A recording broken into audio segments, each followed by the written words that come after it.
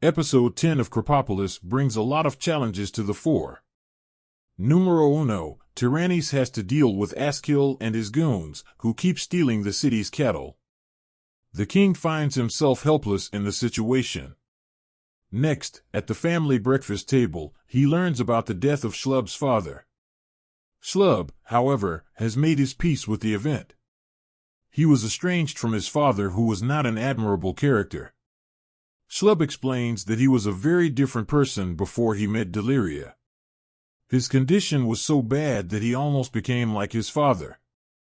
Tyrannis, though, sees this as an opportunity to bond with him and forces Schlub to fly him to his grandfather's funeral.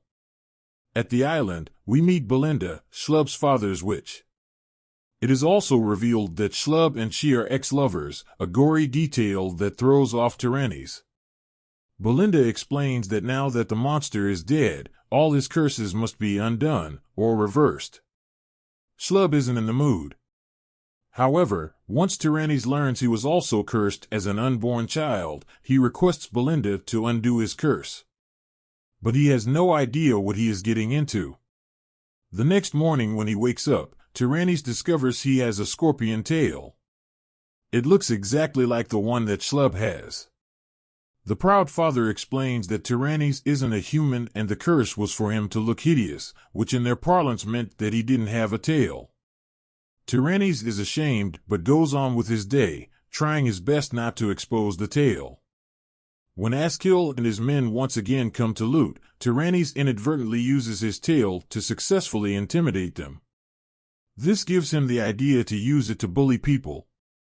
He wins their confidence by scaring them into accepting him as the king. Despite Schlub's best attempts to make him realize, Tyrannis sticks with his new avatar. Schlub cannot watch his son descend to the temptations of the tail.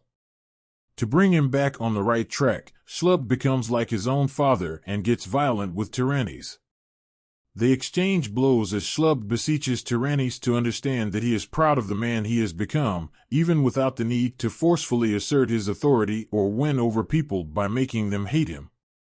Belinda agrees to put back the curse on Tyrannis and enjoys a steamy lovemaking session with Schlub. Meanwhile, Hippocampus and Stupendous are once again paired together for a subplot involving a Pegasus that their parents domesticate. They drink its milk every day. Deliria gives strict instructions to them not to ride it. She doesn't even tell them where it is kept. However, their curiosity makes them follow her and learn its location. They unchain him, trying to do the right thing.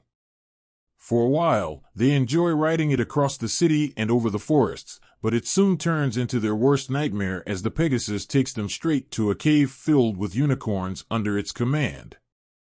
Both of them are stunned by unicorns and taken to be prepared as food for newborn babies. They see the little ones devouring live human beings.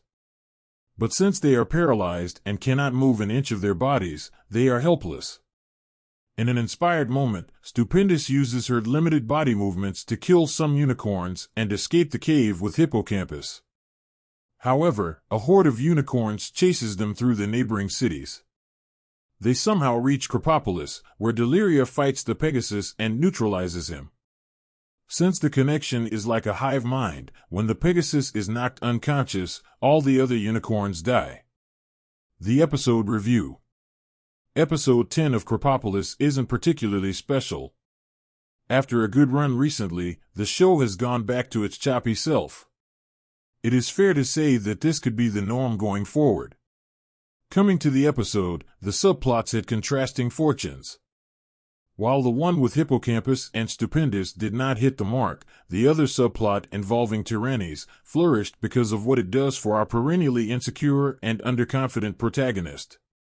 The plot involving Tyrannis is an important milestone in the development of his arc, the other one is lazily written. Hannah Waddingham, Deliria, hardly features in the episode and her final showdown with the Pegasus is wasteful. It is expected that she will wriggle the siblings out of any tricky situation, so this aspect of the plot did not excite me in the least bit. Seeing Schlub console Tyrannis and say that he is proud of his son was heartening. He might not be particularly likable, but he is a decent leader, something we cannot say about today's democracies. The animation and other technical aspects in the episode weren't too impressive. The short music number, a first for the series, did fit in very well, however. But the episode is definitely patchy overall.